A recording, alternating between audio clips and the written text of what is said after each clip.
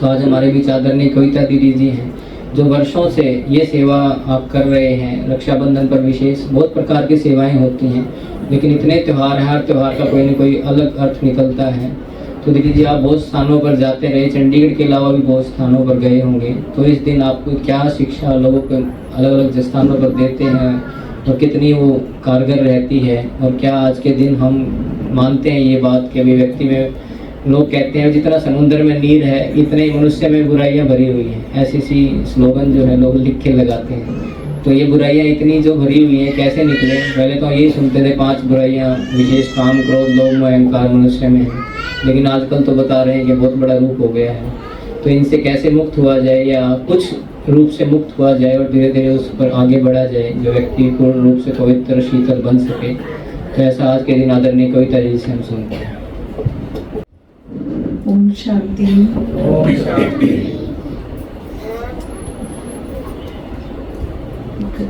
इकबाल साहब की बहुत अच्छी पंक्ति है, कुछ बात है कि हस्ती मिटती नहीं हमारी, सदियों रहा है दुश्मन दौरे ज़मां हमारा, सारे जहां से अच्छा हिंदुस्तान हमारा।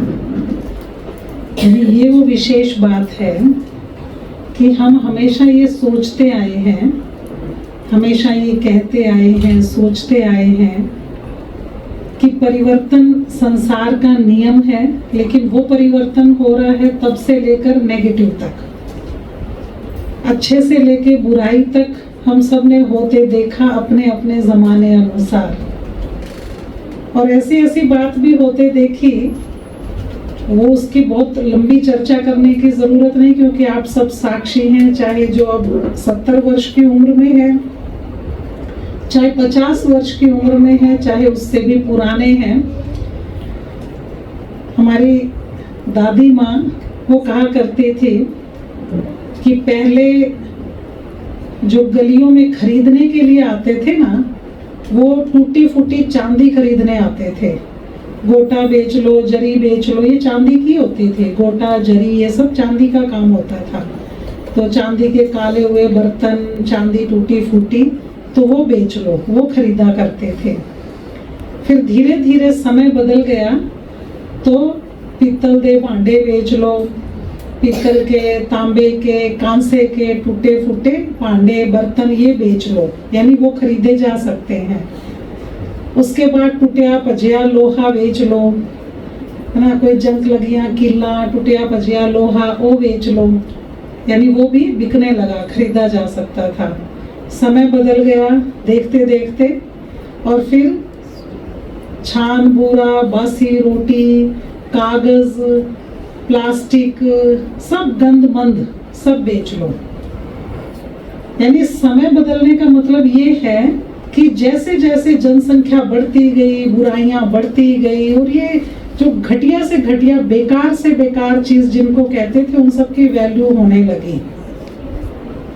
इवन एक दिन गली में आवाज लगा रहे थे, जो आपकी कंघी में निकलते हुए बाल वो भी बेच लो, कंघी वाले बाल बेच लो, बताओ। और वो बता रहा था जो रेट 1000 रुपए किलो, जो यूं ही फेंक देते हैं। तो ये डिटीरियोरेशन दिखाई दे रहा है। हम सब जानते हैं कि सुधार या परिवर्तन के लिए खुद से शुरुआत करनी है, ये भी हमें मालूम है, लेकिन कोशिश कितनी करते हैं, बड़ी चीज ये है।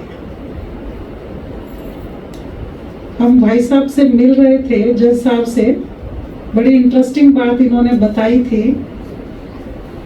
उनका काम है, स्पेशल काम दिया गया पूरे स्टेट में, पंजाब में, कि ड्रग्स का आना, ड्रग्स की प्रिवेंशन, ये जो सप्लाई और ये सबको रोका जाए। बहुत डिटेल में तो आप ही बता सकते हैं, तो कितना सिस्टम में गड़बड़ हो चुकी है कि जो कि पता भी लग गया, कुछ एजेंसी से, खुफिया बंदों से पता भी लग गया कि यहाँ कुछ ऐसी मीटिंग होगी, बातचीत होगी, और उसके बाद कुछ इस तरह का विकार, बुराई और ये सब फैलेगा।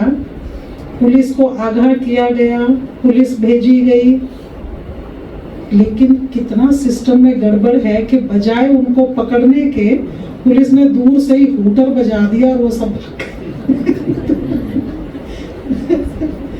बहुत अच्छी तरह जानते हैं तलवार जी, अखबार में रहे हैं, ऐसे ऐसे काम इन्होंने देखे भी हैं, लिखते भी हैं और देखते भी हैं, जानते भी हैं।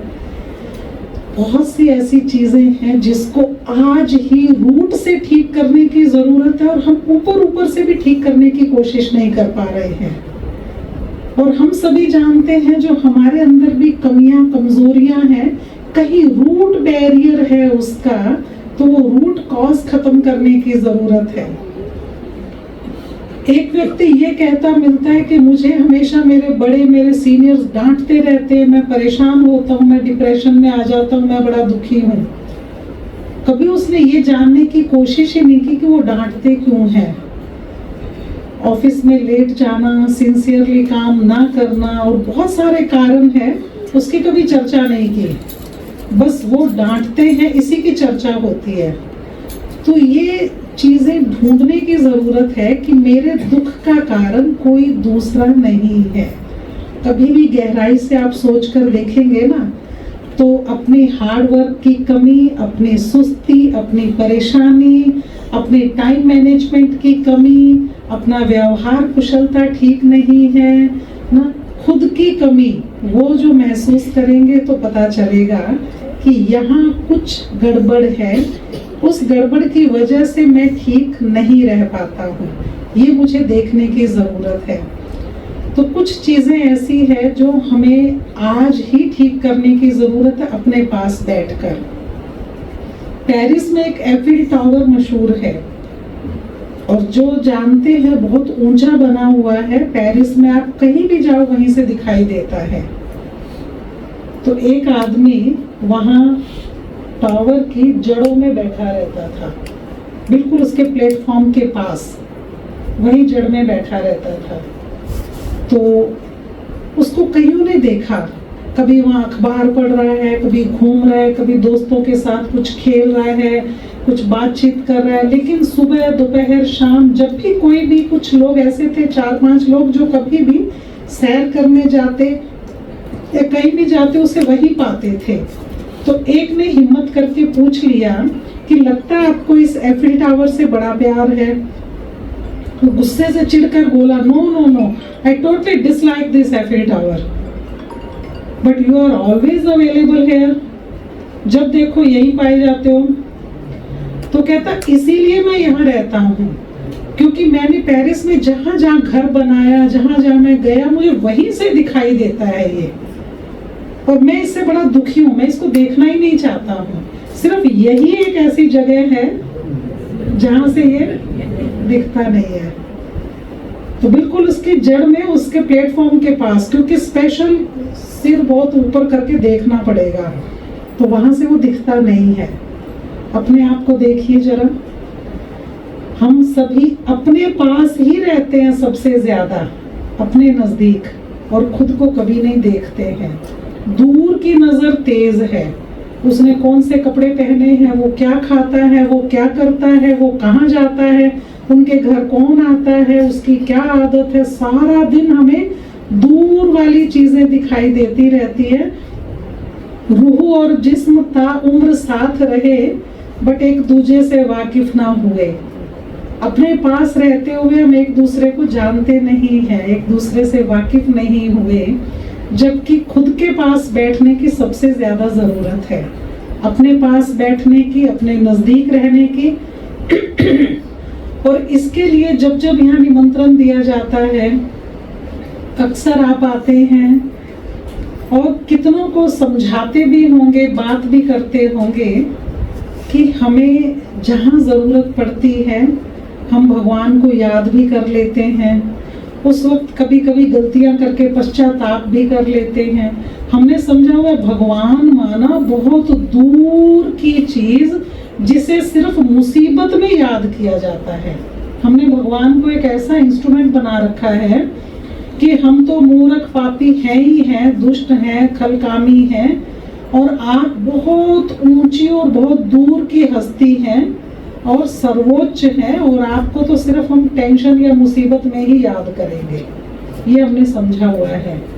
बहुत बढ़िया नई कार खरीदी आपने, वहाँ ली, उसकी फोटो खींची, उसके साथ वीडियो बनाई और फटाफट व्हाट्सएप और जो भी चीज़ें हैं उससे अपने किनको भेज रहे हैं? अपने नज़दीकी, अपने समीप जानने वाले जिनसे प्यार है, सबसे पहले उनको आप सेंड कर देते हैं।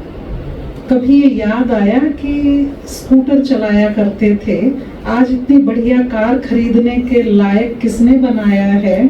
क्या उसको शुक्रिया सबसे पहले किया? सबसे पहले उसको याद करना, उसको धन्यवाद करना। एक्सीडेंट हो गया, सड़क पर आ गए, तब भगवान याद आ रहा है। और जब वो कार बढ़िया खरीदी गई थी, जब उसकी खुशी थी, तब रिश्ते नातेदार, ये वो दोस्त, वो याद आ रहे थे। बहुत महीनता से चेकिंग की ज़रूरत है। अगर उसे सही समय पर याद किया जाता है, हमेशा याद रखा जाता है, तो ये बुद्धि ठीक काम करती है। क्योंकि वो क्या करता है? डिवाइन इंटेलेक्ट प्रोवाइड करते हैं। जब बुद्धि ठीक काम करेगी तो कर्म अच्छे होंगे। कर्म ही आपकी पहचान है, कर्म से ही दूसरा आपको जानता है। तो इसीलिए वो कर्म ही मुझे आगे बढ़ाएंगे या नीचे गिराएंगे। अब हम सोचते हैं जिसको याद कर रहे हैं शायद मतलब से याद कर रहे हैं, धन ज्यादा इसलिए याद कर रहे हैं, पदवी ऊंची है इसलिए याद कर रहे हैं। तो हम इस तरह की चीजें समझते हैं कि इसलिए भगवान को याद कर रहे हैं, बट ऐसा नहीं है। तो वो याद की जरूरत तब होती है जब कर्म श्रेष्ठ होते हैं, और श्रेष्ठ कर्म आपकी पहचान है। आपकी पहचान, कोई किसी ब्यूटी क्वीन को मरने के बाद, या ब्यूटी क्वीन मर गई, बन गई है, अगले साल 10 वर्षों तक कोई उसकी फोटो रखता हो, कोई उसे शोकेस में रखता हो? कोई नहीं रखता है। अच्छे लोगों को फिर भी याद किया जाएगा, उनके स्टैचू बना दिए जाएंगे, उनकी कहानियां बनेंगी। धनवान, संपत्तिवान और बहुत खूबसूरत, सौंदर्यवान, ये बहुत टेम्परेरी चीजें हैं। इसके लिए किसी को आज तक याद नहीं किया गया। बस बात खत्म हो गई, अगले साल दूसरी ब्यूटी क्वीन आ गई। एक ब्यूटी क्वीन की वैल्यू 1 ही वर्ष तक है बस। एक बड़ी पोस्ट की वैल्यू 5 वर्ष तक बस। फिर अगला प्रधानमंत्री, फिर अगला राष्ट्रपति, फिर अगला गवर्नर, बस 5 वर्ष उसकी आयु है। इतनी टेम्परेरी चीज पर और इतने लंबे टाइम तक हम खुश रहना चाहते हैं, ऐसे कैसे हो सकता है? टेम्परेरी चीज टेम्परेरी खुशी दे रही होती है। तो लंबे समय तक खुश रहने के लिए हमें बहुत ज्यादा गुण अपने में भरने की जरूरत है, क्योंकि गुण ही परमानेंट चीज है जो खुशी देगा। अपने आप को याद करा दे हम कि हमारी गुणवत्ता किस चीज से बन रही है, हम क्या कर रहे हैं, ये याद करने की जरूरत है। हम बिखराते कितना ज्यादा है, समेटते कितना कम है। और कमाई वो है जितना आपने समेटा है। फैलाया बिखराया वो आपकी कमाई नहीं है, कितना आपने समेटा है वो आपकी कमाई है। जितना आपने दिया है वो लौट कर आएगा। एक भाई साहब ने 100 रुपए की टिकट खरीदी लॉटरी की, और वो मुझे आकर कहते हैं इसको पकड़कर आशीर्वाद दो ताकि 1 लाख रुपए बन जाए। जब लकी ड्रॉ निकले ना, कम से कम 1 लाख रुपए का। तो मैंने कहा ये पहली बार लिया आपने? कहते नहीं, इससे पहले भी 3-4 बार ली थी। तो क्या हुआ, कभी लकी ड्रॉ निकला? कहते नहीं निकला।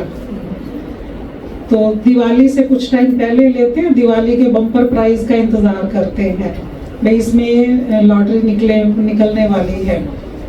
अब स्थिति क्या आ गई उनकी? मैंने कहा भाई साहब ऐसा है, इस बार भी लकी ड्रॉ निकलने वाला नहीं है आपके पास। कहते क्यों? इससे पहले आप क्या करते थे? कहते लक्ष्मी जी की फोटो के नीचे रख देता था मैं। लक्ष्मी जी की फोटो के नीचे रखता था और वहां से फिर मैं इंतजार करता था कि लक्ष्मी जी कृपा बरसाएंगी। अब उन्होंने कृपा बरसाई? कहते नहीं बरसाई। अच्छा फिर क्या किया जाए? अब अगली सोचने की बात थी कि 100 रुपए से 1 लाख रुपए कैसे कमाई होगी। एक सिंपल सी थ्योरी है, सिंपल सी थ्योरी। वो सिंपल थ्योरी क्या है कि क्या आपने 1000 लोगों को 100 रुपए बांटे थे? आपके पास 1 लाख रुपए कहाँ से आएंगे? आपके पास 1 लाख कहाँ से आएंगे? जब 1000 लोग 100 रुपए की ये लॉटरी की टिकट खरीदेंगे तभी आएंगे ना। अब आपने कभी दिए हो 1000 लोगों को 100 रुपए तो वहां से लौट कर आएंगे? वो कहते नहीं जी नहीं, मैं तो मसा अपना गुजारा कर रहा हूँ, मैंने तो कभी नहीं बांटे होंगे, ना इस जन्म में ना पिछले जन्म में 1000 लोगों को 100 रुपए नहीं बांटे। अच्छा चलो ठीक है, आपने नहीं बांटे। जिस दिन आपको इसीलिए निकलने वाली नहीं है आपको लकी ड्रॉ, और अगर आपको लकी ड्रॉ निकल भी गया ना किसी दिन, लकीली लकी ड्रॉ आ गया 100 रुपए में 1 लाख रुपए, उस दिन पता आप क्या करेंगे? ये जो साल में एक बार टिकट खरीद रहे हो ना, फिर क्या करोगे आप? हर हफ्ते के बाद हफ्ते में 3 बार आप तब तक लॉटरी की टिकटें खरीदेंगे जब तक जिन 1000 लोगों का 100 रुपया आपके पास आया है वो उन तक वापस नहीं चला जाता, तब तक आप 100 रुपए की टिकट खरीदते रहेंगे। ये इतना अल्टीमेट सिस्टम है, बड़े से बड़ा साधारण व्यक्ति से लेके बड़े से बड़ी पोस्ट वाला कोई भी व्यक्ति कर्म सिद्धांत से बचा नहीं है, कभी कोई नहीं बचा।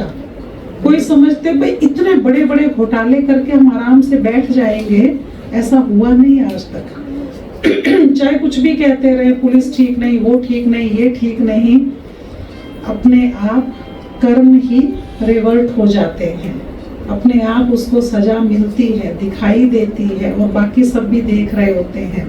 इतनी शारीरिक बीमारियां, इतना कष्ट, इतनी प्रॉब्लम्स, हर एक व्यक्ति जैसे मेंटल हॉस्पिटल बना हुआ है, एक गली में ही हम देखें, घूमकर एक मोहल्ले में ही देखें तो इतने ज्यादा परेशान लोग दिखाई देते हैं कि जैसे सबके सब मेंटली सिक है, टेंशन में है, परेशान है, कोई कारण भी नहीं है दुखी होने का तो भी दुखी है। तो इसीलिए ढूंढना पड़ेगा, कुछ टाइम अपने पास बैठने की जरूरत है। जितना हम अपने समीप बैठेंगे, खुद को पहचानेंगे, तो परमात्मा इस चीज में हमेशा मदद करता है। लाइट का लाइट से मिलन है और लाइट से लाइट की ही प्राप्ति है, तो इसीलिए उनसे मिलना जरूरी है कि हम उस लाइट को पहचान सकें। मैं आत्मा परमात्मा पिता से निरंतर ले रहा हूँ, मैं शक्ति लेने का प्रयास करूँ, और जब हम इस तरह से लेते हैं तो हमारी शक्तियाँ अपने आप फैलती हैं। अब आप सोचिए कि जब आप ले रहे हैं तो ऑटोमेटिकली दिया भी जाएगा, तो इसलिए मेरा लेना ही ऑटोमेटिकली देना है। यहाँ जब राखी बंधवाते हैं ना, तो अक्सर ये कहा जाता है कि यहाँ आपसे धन, चीजें, कोई सौगात, गिफ्ट ये नहीं लेना है, बदले में आप अपनी एक बुराई यहाँ दान में देकर जाएंगे। वो सोचते हैं ऐसे कैसे दी जाती है, बुराई थोड़ी दान में दी जाती है।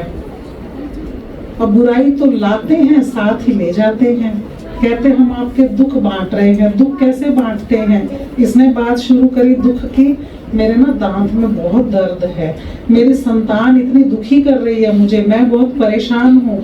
दूसरा अपनी दुख की पोटली खोलता है, हाँ मेरे साथ भी ऐसा ही है, मेरी भी औलाद बिल्कुल निकम्मी है, मेरे भी दांतों का डॉक्टर इतना बेकार मिला, मेरा भी साथ ऐसे ही हुआ। तो इसको कहते हैं दुख बांटना, क्योंकि तुमने भी दुख की पोटली खोली, मैंने भी पोटली खोल ली, और हम दोनों आपस में एक दूसरे को दुख बांट रहे हैं। तू भी सुना दुख की बातें, मैं भी सुनाऊं, मतलब इसको हम कह रहे हैं दुख शेयर करना।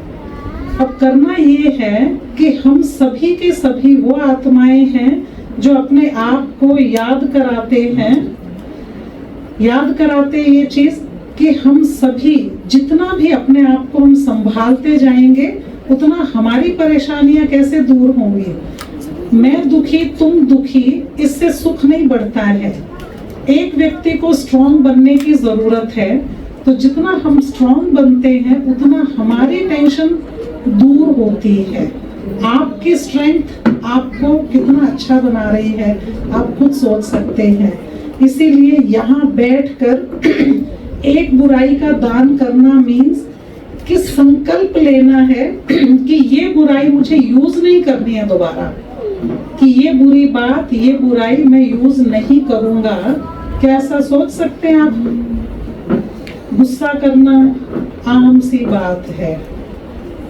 एक दिन, सिर्फ एक दिन मना कर देखें। अगला संडे आप पूरे संडे तक तैयारी करना। आज संडे है, अगले संडे तक एक सेलिब्रेट करना एक डे, उसको कहते हैं नो रिएक्शन डे। हो सकता है नो रिएक्शन, मम्मी कुछ भी बोले कोई फर्क नहीं पड़ता, मैक्सिमम गुस्सा आएगा। ये तो हो नहीं सकता। होता ये है कि हमने सोचा ये कि आज गुस्सा नहीं करना, गुस्सा नहीं करना, गुस्सा नहीं करना, गुस्सा नहीं करना। वो गुस्से को ही तो याद कर रहे हैं हम। इसलिए मुझसे भी ज्यादा आता है कि गुस्सा क्यों नहीं कंट्रोल हो रहा। सोचना ही गुस्सा आ रहा है। और सोचना क्या है, मुझे आज शांत रहना है, उसके ऑपोजिट सोचना है। गुस्सा नहीं करना, गुस्सा नहीं करना। मेरा तो गुस्सा ही नहीं खराब होगा, मेरा तो दिमाग खराब हो जाता है। खुद को ऐसे बोल रहे हैं, बताइए होना क्या है? इसके ऑपोजिट सोच कर देखें। आज मेरा शांति दिवस है। हमें लगा कि जन्माष्टमी का त्योहार में बहुत लोग आते हैं, तो हमें हमेशा कम्युनिटी सेंटर बुक कराना पड़ता है। बहुत आलीशान सुंदर हॉल है, और अगली बार से राखी पर भी हम कम्युनिटी सेंटर ही बुक कराएंगे। हमने भाई साहब को कहा था हमारा छोटा सा गेट टुगेदर होगा, बस थोड़े से भाई बहन आएंगे, लेकिन ये तो अच्छा लग रहा है बहुत। अभी तो नीचे भी वो ऑन है, स्क्रीन ऑन है, लाइव उस पर दिखाई दे रहा है नीचे भी। तो नीचे बड़े ज्ञान कक्ष में भी सब बैठकर देख रहे हैं, तो अच्छा है। आप थोड़ा थोड़ा धकेलेंगे ना आगे पीछे तो बड़ा हो जाएगा हाल। ये आपके सोचने पर है ना। तो इसीलिए अगले संडे तक एक बड़ी अच्छी तैयारी। राखी का धागा बांधा है, हफ्ता तक तो रखेंगे आप उसे। वो आपको याद कराता रहेगा नो रिएक्शन, गुस्सा नहीं, चिड़चिड़ापन नहीं, टोकना, डांटना, मुंह बना के बोलना, किसी ने कुछ बोला तो सहन नहीं हो रहा, रूठना, मुंह बंद करके बैठ जाना, नाराज हो जाना। ये जो गुस्से के बाल बच्चे हैं, ये एक तो गुस्सा है कि जोर जोर से बोल के उबाल निकाल दिया, एक होते हैं गुस्से के बाल बच्चे, नाराज हो गए, मुंह बना के बैठ गए, रूठ गए। ये सब कुछ भी नहीं करना है।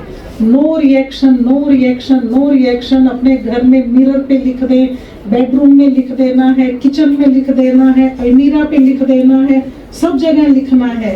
क्या लिखना है? No reaction. मैं शांत आत्मा हूँ। इसलिए क्योंकि आप वहाँ एक बड़े पवित्र स्थान पर दान दे के आए हैं। किस चीज का? जिसका मर्जी दे जाए। टेंशन लेना, टेंशन देना, नुक्स निकालना, गुस्सा करना, परेशान होना, परेशान करना, टोकते रहना।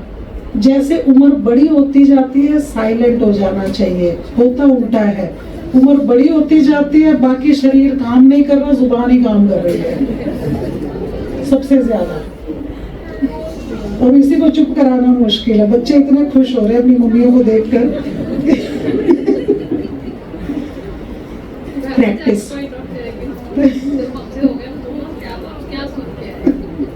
प्रैक्टिस, ठीक है, इट नीड्स प्रैक्टिस। बाकी चीजों की भी तो प्रैक्टिस की, हमने बोलने की भी तो प्रैक्टिस की है। अब ना बोलने की प्रैक्टिस करेंगे, कम बोलने की प्रैक्टिस करेंगे। हमने बोलना सीखा था ना सबने, चलने की भी तो प्रैक्टिस की है। अभी इस ट्रैफिक को रोकने की भी प्रैक्टिस करनी है। तो हम आज तिलक लगवाते समय ये याद रखेंगे कि मैं आत्मा अपनी कर्म इंद्रियों की राजा हूँ। ये नहीं बोलना नहीं चाहता था, मुंह से निकल गया। What is this? मुंह आपका, चाहने वाले आप, बोलने वाले आप, आत्मा मुंह से कैसे निकल जाता है? तो इसका मतलब कंट्रोल नहीं है। तो ऐसा नहीं निकलना चाहिए कि बोलना नहीं चाहता था, हो गया, करना नहीं चाहता था, हो गया। ये बातें अब आप पर शोभा तो नहीं देती है। तो इसीलिए याद रखना है तिलक लगवाते समय मैं आत्मा मालिक हूँ अपनी कर्म इंद्रियों का। और आपका मुख मीठा करवाया जाएगा यहीं के प्रसाद से, स्पेशल आप सबके लिए बनाया गया है। तो उसका अर्थ है कि मुंह को सिर्फ मीठा बोलने के लिए यूज करना है, ब्लेसिंग्स देने के लिए, मीठा बोलने के लिए, शुक्रिया करने के लिए। शुरू तो करें, कई बार किया है आपने, पहली बार थोड़ी मीठा बोलेंगे, अनगिनत बार बोला है, पर मीठा उसके साथ बोलते हैं जो मेरे साथ मीठा बोलता है। पहले हम शुरुआत करने वाले हैं, जो मेरे साथ बोले वो नहीं, मैं पहले बोलूं, मैं पहले करूं। तो ये एक छोटी सी प्रतिज्ञा, 3 क्रियाएं, तीनों में याद रखेंगे। मुख मीठा कराना, तिलक लगाना और राखी का बंधन। ये ऐसा बंधन है जो खुद हम अपने आप को बांधते हैं, ये मुझे करना है, कोई दूसरा नहीं कह रहा। This is self impose discipline. दूसरा डिसिप्लिन में चलाएगा तो मुश्किल लगेगा। कितना मुश्किल लगता है, हेलमेट लगा के जाओ, नहीं लगा के जाओ तो चालान घर में आ जाता है, मोबाइल पर दिखाई देता है। तो ये वो है जो डिसिप्लिन पालन करवाया जा रहा है। और सेल्फ डिसिप्लिन क्या है, अगर एक दिन ट्रैफिक लाइट्स बंद हो जाती है ना, तो देखना कितना क्योस होता है राउंड अबाउट्स पर, सब जगह सब खड़े हो जाते हैं बीच में, बस वाला भी, ठेले वाला भी, कोई हिलने को राजी नहीं है। और ट्रैफिक लाइट्स कितना उसको ठीक रखती है, कितना डिसिप्लिन में रखती है। क्या हम सोच पाते हैं जिस दिन ट्रैफिक लाइट्स नहीं हो और स्मूथ चलता रहे उस तरह से, वैसे ही ट्रैफिक स्मूथ चले, सोच भी नहीं पाते हैं। हर एक को जल्दी लगी है, इसीलिए सब ठहरे हुए हैं वहां पर, ये हालत हो जाती है। तो इसीलिए हम सेल्फ इम्पोज डिसिप्लिन आज के दिन अपने आप से सीखेंगे। और अभी फिर से 1 मिनट साइलेंस और फिर हम दुआएं लेंगे हमारे बड़े भाई साहब से भी। अपने आप को प्रतिज्ञाबद्ध करेंगे, 1 मिनट के लिए सोच लें।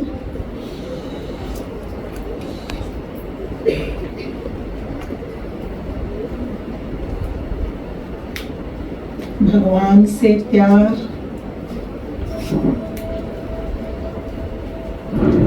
खुद को देखना,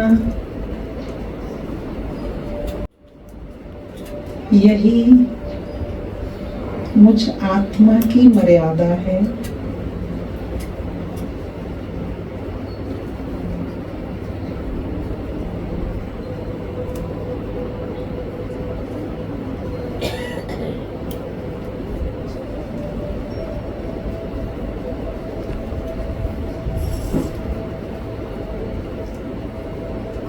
Say yourself,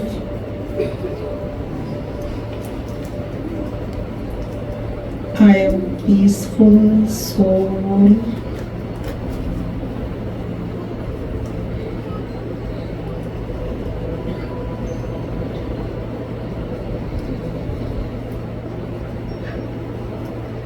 मैं शांत आत्मा हूँ।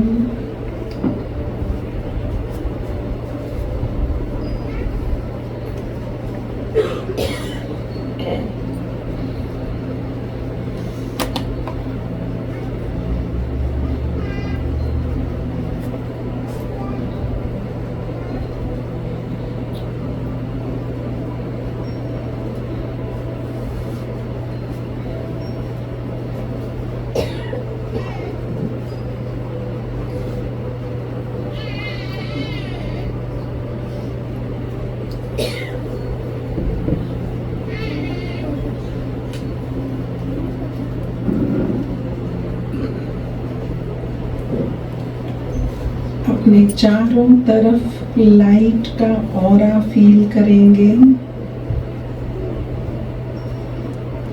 आप जहां बैठे हैं, लाइट के घेरे में बैठे हैं। Feel the silence surrounding you.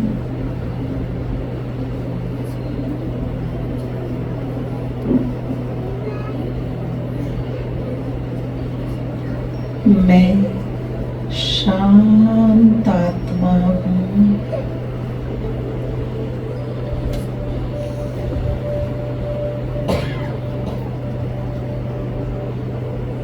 मेरा पिता शांति का सागर है।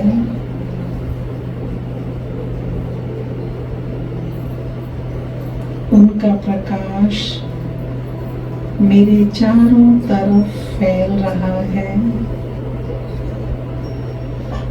सुप्रीम रक्षक है वो।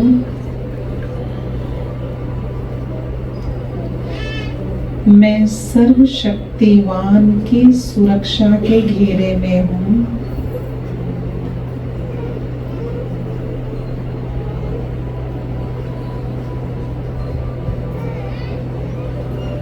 आप आत्मा मालिक हैं।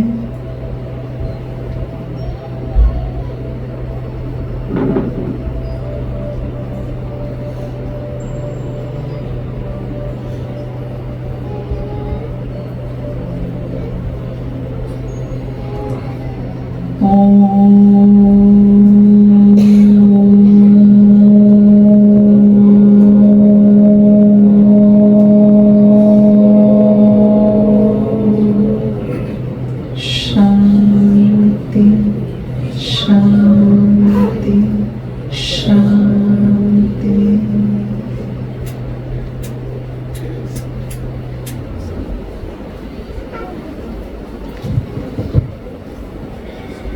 बहुत बहुत धन्यवाद दीदी जी का।